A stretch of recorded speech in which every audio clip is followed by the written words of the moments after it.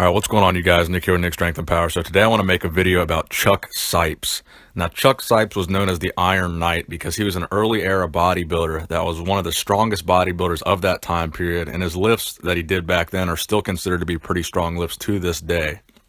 So Chuck Seitz, like I said, he was a very strong guy. He lived from 1932 to 1993. He competed throughout the 50s and 60s, and unfortunately in 1993 he died at the young age of 61. Apparently he committed suicide because he was depressed, and apparently towards the end of his life he had some physical disabilities or physical injuries that didn't allow him to really be active or train, and I guess that led to depression, which led to his eventual suicide. But again, 1932 to 1993, very active bodybuilder in the 50s and mostly the 60s. So in competition condition, he was 5'9.5", so he's the exact same height as me, and he was 220 pounds on stage at his biggest in competition condition.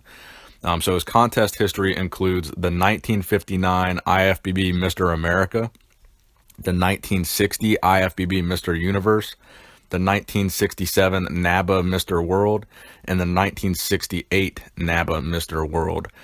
Some of his measurements included a 19.5-inch arm, 50-inch chest, 32-inch waist, 25.5-inch thighs, and 18-inch calves. So this guy's metrics were very impressive. 19.5-inch arms was very, very big, especially for the 50s and 60s. That was a very impressive arm measurement for that period of time. So some of his best lifts, like I said, he was known as the Iron Knight. So here are some of his best powerlifting lifts that are on record. So he had a 570-pound bench press, which again is very impressive for that time period. For the 50s and 60s, a 570 bench is very impressive. Again, the first 700-pound bench press, I don't think it was done until the 80s, which would be, almost 30 to 40 years later. So he did a 600-pound squat, and there's no deadlift on record, but he does have a cheat curl of 250 pounds. Now, those of you that know anything about curling, my best cheat curl was about 185 pounds, and I've been strict curling for probably about 5 to 6 years now. So a 250-pound cheat curl is a very impressive cheat curl. Whether or not he used good form or used his back or what, it's called a cheat curl for a reason, but that's still a very impressive curl. So he did a lot of charity after bodybuilding. He was a very charitable guy. He did a lot of altruistic activities. He helped a lot of people with mental handicaps. He devoted a lot of time to helping troubled youths.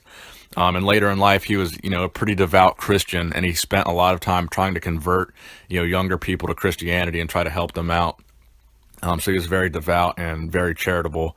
And it's very sad that towards the end of his life, he ended up depressed and committing suicide. But that is the story of Chuck Seitz, the Iron Knight. I hope you enjoyed the video. I hope you learned a little bit about a bodybuilder you didn't know about before. Please give the video a thumbs up. Nick Strength and Power signing out.